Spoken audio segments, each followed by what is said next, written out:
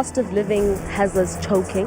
We are unable to pay our bills. We're unable to enter a store and buy both bread and meat at the same time. Iqela le-DA belibamba umngcelele ngaphandle kwe-ofisi zokhala wezamandla kweli iNERSA ngelichasene nenyathelo elicetywayo ngu-Eskom lokunyusa amaxabiso ombane ngomyinge we-40% kunyaka ozayo. And what is happening down there is crime. No matter how you try and explain the dire situation down there. Kukhutshwe umzimba osele wonakele kumgodi Stilfontein eMntla-Ntshona namhlanje kukholelwa ukuba bangaphaya kwama-4,000 ozamazama basemathunjini omhlaba kulo mgodi.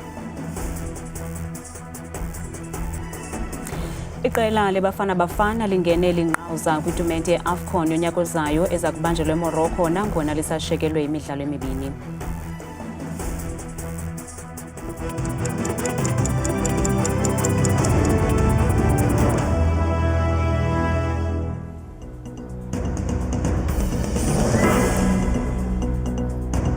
Sinamkele kwindaba zethu ngokuhlwanje Ndambe Ndodwa Ndamba noPhumza Sikhumba noyitoliki yolwimi lwezandla Bhotani Mzontsundu.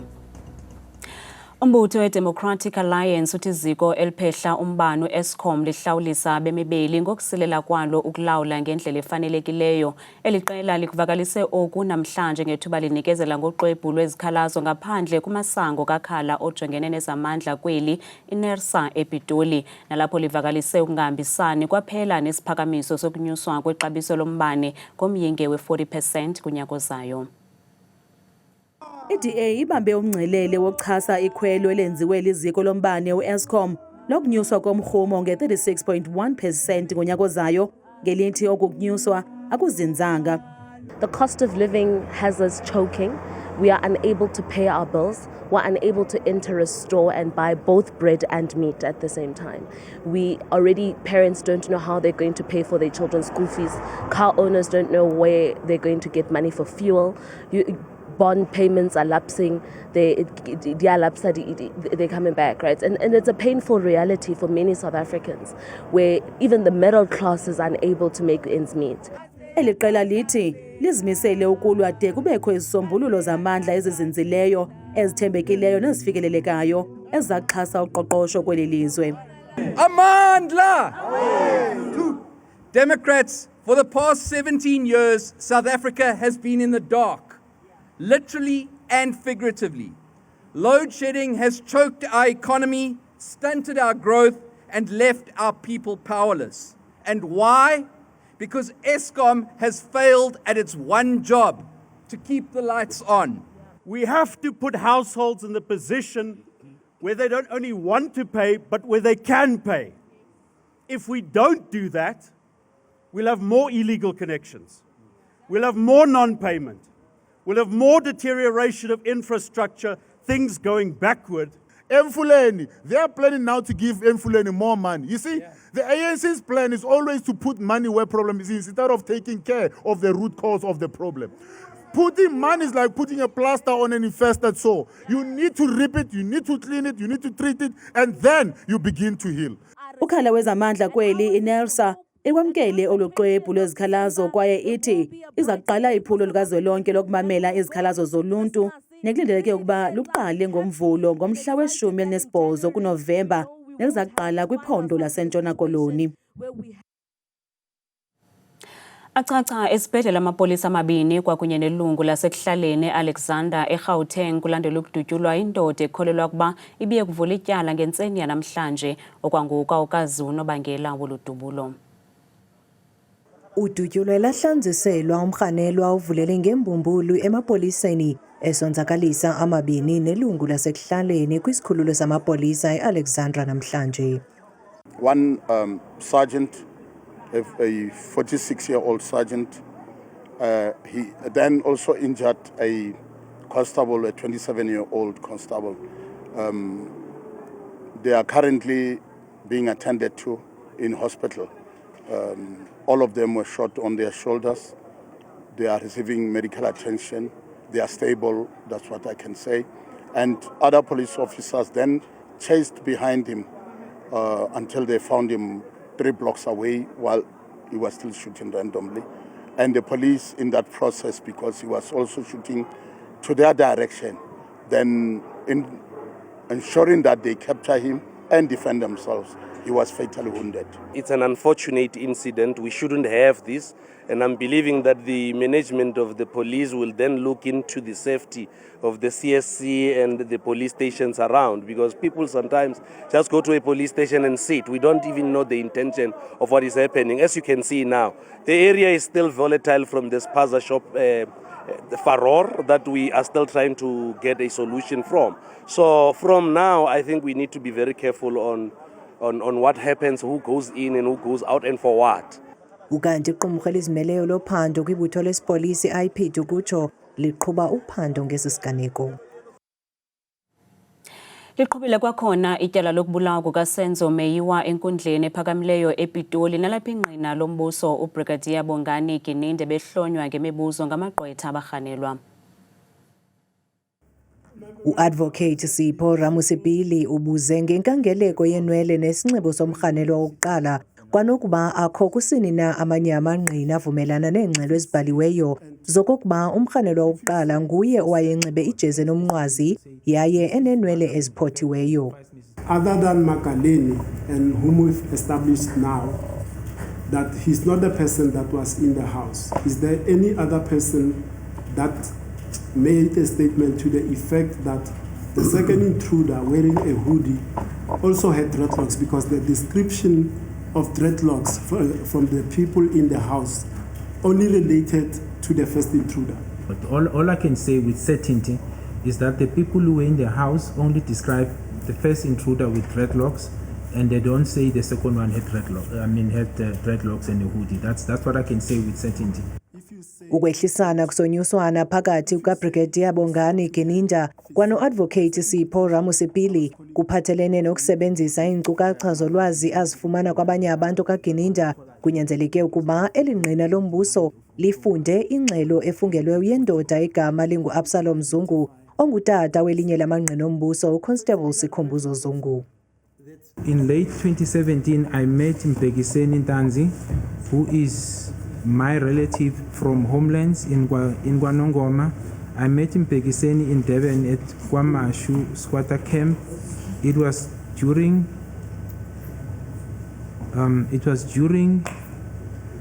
the general discussion between myself and him, whereby he told me something shocking. He said to me there was once a fight or argument between his brother Mafika Ntanzi and another Ntanzi brother in Sisutu homeland in KwaNongoma. I do not recall what was Mafika arguing with his brother, with his elder brother about, according to Mpekiseni. Mpekiseni said after the argument, he was told by the other Ntanzi brother that he won't fight with Mafika. Instead, he will rather report him to the police for the murder of a Orlando Pirates goalkeeper called Senzo Meyiwa back in Phosphorus. He further said he was told by the brother of Mafika, not Mpekiseni, that Mafika Ntanzi committed the murder with Muzi Sibia, who is also from KwaNongoma. Ityala liyaqhuba kwakhona ngomso. Isebe lezempilo eMpuma Koloni linqinile kuba abangaphaya kwama700 bemibeli phondo abangeniswe kumaziko enyango ohlukeneyo ukususela ngoJanuwari ukuzawuthi kangoku ngenxa yokutya ukutya okutyhefekileyo ze abasixhenxe basweleka. Umkhululi Ndamaso othethela isebe kuvakalise oku emva kokuba owasetyhini oselekhulile ethenge ibhotolo eyaphelelwa lixesha ngoFebruwari walo nyaka lishishini elithengisa ukutya engangelizwe Mthatha eMpuma Koloni. Tsikinoyiya uyanaba. Is a spaza shop registered according to municipal bylaws? Umama uPhathiswa Mbina uyithenge ibhotolo ebolileyo kule venkile izinze kwilokishi yaseNgangelizwe angqinayo umniniyo ukuba ayibhaliswanga akufumanisa ukuba yaphelelwa ngupewula wayijikisa wabuyiselwa indleko zakhe babe basindile abantwana ebezawubabhakela amaqabengwana. Ke ngethamsanqa ndithe ndingekabe ndibe ndiqubile yonke le nto ndakhawuleza ndayibona ndakhawuleza ndahamba ndayoyiripota phaya. Apha kwesi sipaza sithengiselwa into ezindala. Itshantliziyo lasekuhlaleni ugqirha Phumla Matshaya udela ingqele nemvula ngelithi masiqwalaselwe ezivenkile. Ezi spaza shops zithengisa drugs, zithengisa ukutya abazenzela bona, zii-money launderers ezi, ngootsotsi. It's got nothing to do in contributing to our community. Xa sichecka i-compliance yezi-spaza shops, we are not only looking for ukutya, into yokuba kuthengisa ukutya okubolileyo na okanye kunjani. Sichecka nezinto ezifana nee-illegal connections. Isebe lezempilo kweli phondo likhuphe ingxelo exhalabisayo yeziganeko eziphathelene nokutya okutyhefekileyo. Singangqina sitsho sithi apha eMpuma Kapa ukusuka ngoJanuwari ukuzotsho ngoku apha ku-2024 abantu abayi-784 kwii-cases eziyi-32 i-reported incidences bathe baguliswa zinto abazityileyo baleqiswa kwizibhedlele zethu neekliniki zethu apho bathe bafumana khona unyango. Ngelishwa ke abantu abasixhenxe bathe baphulukana nobomi babo loxa abantu abayi-777 bathe banyangeka baphuma babuyela emakhaya wabo. Emva kokuba kuphunyezwe imithetho ekufuneke ukuba amashishini afana neli acangcathe kuwo, amagosa kumasipala iKing Sabata Dalindyebo aza kuqinisa nangakumbi amaphulo oqoqo ukukhangela ukuba iyathotyelwa kusini na loo miqathango. Kwiindaba zethu kuChannel 163 oziphathelwa yiNewsroom Africa, ndinguntsiki Noyiya engangelizwe eMthatha. Kulibaphathiswa yaKwaZulu-Natal uMnumzana Thami Ntuli ukhupha isilumkiso esingqongqo malunga neevenkile zezipaza ezingathobeli imithetho. Esi silumkiso siza ngethuba ilizwe lijongene nokunyuka kwenani labantwana abangeniswa kwizibhedlele ezahlukeneyo ngenxa yokugula nekrokrelwa ukuba batye ukutya okutyhefekileyo nokuphelelwe lixesha. Ukanti kulindeleke ukuba uNtuli abize intlanganiso engxamisekileyo ngomso nalapho athi baza kuqukula iqhinga banokulisebenzisa ukujongana nokuthotyelwa kwemithetho zezivenkile zasekuhlaleni. Our message is clear. We will not allow illegal operations and spaza shops to jeopardize the lives of the people of KwaZulu-Natal. Working together with the South African Police Services Provincial Commissioner, Nhlanhla Mkhwanazi, and the Border Management Agency, provincial government will continue to conduct unannounced operations against illegal foreigners operating spaza shops to check even the quality of the goods they sell. Kukhutshwa abasebenzi mgodini abangekho mthethweni abathathu namhlanje kumgodi waseStilfontein kwiphondo laseMntla-Ntshona njengoko liqhuba iphulo ivala umgodi nelichasene nokumbiwa kwemigodi ngokungekho mthethweni. Omnye wabombi mgodi abakhutshiweyo ufunyenwe seliswelekile, kanti kwiphondo laseGauteng, eCarltonville naseKrugersdorp oozamazama basebenzisa imigodi engasetyenziswayo kunye neetonela ukhupha emhlabeni izimbiwa eziseleyo. Abahlali baseRiverlea bathi baphila phantsi koloyiko kwaye amagosa akakazalisekisi izithembiso zawo zokuvala imigodi engasasetyenziswayo. Urhulumente weli uvale izibonelelo kubombi mgodi abangekho mthethweni abaqikelelwa kumawaka amane nabasephantsi komgodi iStilfontein. Amagosa e-Operation Vala umgodi anethemba lokuba eliqhinga liza kunyanzelisa abombi ukuba baphume kulo mgodi nalapho baza kuthi babanjwe. Ukanti amapolisa athi akazubuya mva kweli phulo. We are here to prevent and combat crime. And what is happening down there is crime. No matter how you try and, explain, the dire situation down there, we've got a job to do as the SAPS and we are not backing down. Isadale isankxwe intetho yomphathiswa kwiofisi yobongameli unkosikazi Khumbuzo Tshabeni ayenze kutshanje nalapho aphawule ngelithi urhulumente akazothumela naluphi na uncedo kumawakawaka abombi mgodi abavaleleke ngaphantsi komhlaba eStilfontein. Condemn the language of the minister, the callousness, the indifference to the suffering of the poor people, particularly in the mining community. Just speak to the gulf that separates the world of the elite, including the ANC ministers, and the harsh reality of the working class and the poor people in this country and including in the mining affected communities. Kusenjalo abahlali baseRiverlea kumazantsi eRhawuti bathi bahlala besoyika ngenxa yokwanda kwabombi mgodi abangekho mthethweni kule ndawo. Children play here on holidays and stuff. As you can see, this place is not even fenced off.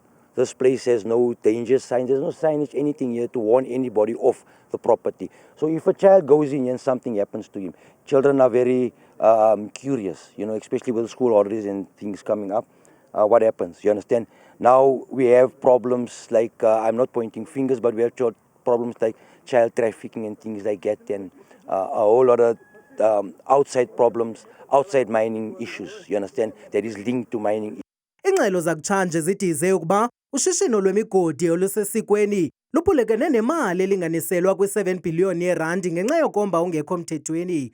Many of these mining operations in South Africa can actually be utilized for alternative economic activities. Well, they can be utilized for small-scale mining as well, if it is done in an orderly fashion. Abahlalutyi bemigodi bathi uninzi lwabasebenzi mgodi abangekho mthethweni kwidolophu zeli ngabemi bangaphandle kwaye kuqhelekile ukuba bachithe inyanga ngaphantsi komhlaba kwiimeko ezinzima nezishushu ngelixa besebenza.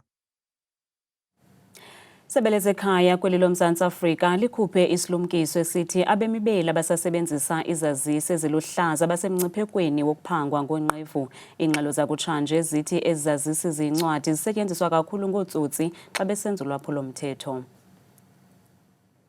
Abemi beli bayabongozwa ukuba benze izazisi ezintsha eziluhlobo lwekhadi ukuze bangabi ngamaxhoba onqevu. Kodwa nangona kunjalo, abahlali bathi akukho lula ukwenza izazisi kwisebe lezekhaya ngenxa yemigca emide. Ulayini uba mude omafezi nanokuthi kuyenze ukuthi mhlambe uvuke ekseni mhlambe ngabo 5 and uattend nje late nakhona mhlambe kuyenze ukuthi uphindele ekhaya usizungalitholanga noma ungavuka ngo4 mhlambe sometimes uthenga ispace because kuyenzeka ama-parallel la bese dayisa ispace then bese uyasithenga ispace kodwa ugcina ungakwazanga uku-attendeka la ngaphakathi. Ukanti abanye bathi mazenziwe simahla ezizazisi zintsha. I'm not willing to pay lo 140 to change it. Like they changed the system. Abanginike yokuqala free and then bethi mase ngiyilahla ke ngizoyikhokhela, then I'm willing to pay, but I'm not willing to pay because they changed the system. Eli khadi linobuxhakaxhaka apho kugcinwa khona iinkcukacha zommiweli. For the existing Smart ID, the biggest benefit is that you've got on the back of it, you've got the QR code or the hologram. And that hologram actually embeds the information that's on the front. So if you look at the front of the card, you've got your photograph and you've got your physical information of that person. So the benefits is that it makes it a lot, how can I say, less mistakes made in the sense of filling in forms or completing documents, because a person can digitally scan the QR code and they've automatically got a copy of the photograph as well as the information on the front of the ID. Imanejala yesebe lezekhaya KwaZulu-Natal ithi kudala bekhupha izilumkiso ezithi abantu mabenze izazisi zamakhadi. We have tried to send out some form of awareness to the public to indicate that the security features that are embedded into the green barcoded ID are not at the level of the security features in the smart card, because we have not had any cases of the smart card being manipulated or reproduced somewhere. Isebe lezekhaya lithe zona zikhuselekile izazisi zezizintsha hayi ezindala. Iqela leBafana Bafana lingenela inqawuza kwitumente ye-AFCON yonyaka ozayo eza kubanjelwa eMorocco nangona lisashekelwe imidlalo emibini okuze emva kokuba iSouth Sudan ibethe iCongo ngamanqaku 3-2 ngale njikalanga komnye umdlalo kaGroup K.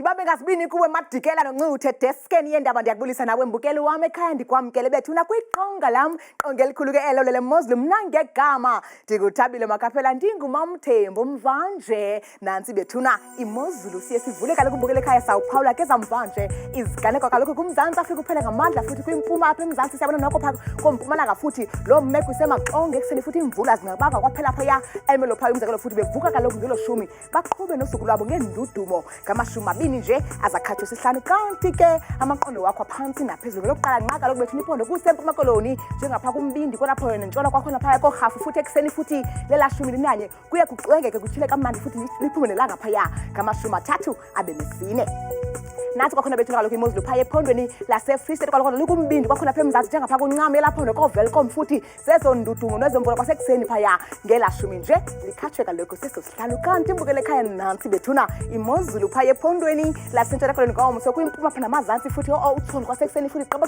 ngamafu ngelashumi likhathwa sesihlanu kuye kucwenge kakuhle futhi kuvumela kamandi futhi ngamashumi 3 abe nesine imbukele ekhaya nansi kwakhona futhi imozulu phaya ephondweni laseNorthern Cape ngomso phanga senqomeni futhi ko-Alexandra Bay selikholilanga kwasekuseni nje bevuka phaya futhi ngeshumi nesibini babo losuku labo futhi libuye licwenge nje yonke lamva kwedina libukele ekhaya masichu sijonge ngokubanzi kwakhona futhi phaya ephondweni laseNorthwest ngomso phaka ko-Vryburg zikhona imvula indudumo phaya kwakhona futhi ngelashumi likhathwa sesithandathu iqinqamezo futhi kuthi sempela ngamashumi 3 aze abe naye bethuna kaloku ekhaya nathi kaloku imozulu phaya ephondweni kwakhona futhi kuseGauteng phaya amazantsi Carltonville ekseni futhi ngelashumi likhathwa sesihlanu kusanetha nje yonke imva kwemini kwakhona ngamashumi 2 azabe nesihlanu kwakhona mbukele ekhaya yithi chunam sijonge phaya ephondweni laseLimpopo ngomso kumantla apha eMzantsi Polokwane phaya umzelo kusekuhle futhi qaba ngamafu ngelashumi nje likhathwa sesine bahambe nosuku lwabo belisonga phaka koThoyando futhi kuye kuba kuhle kwakhona ngamashumi 3 nje abe nanye sehle sithe njalo kwakhona phaya ephondweni laseMpumalanga ngomso ko-Middleburg futhi kusanetha ekseni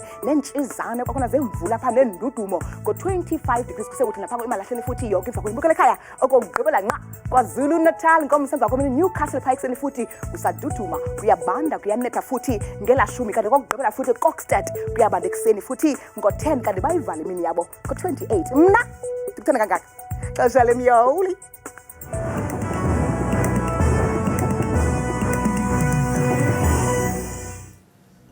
kamnandi mawethu.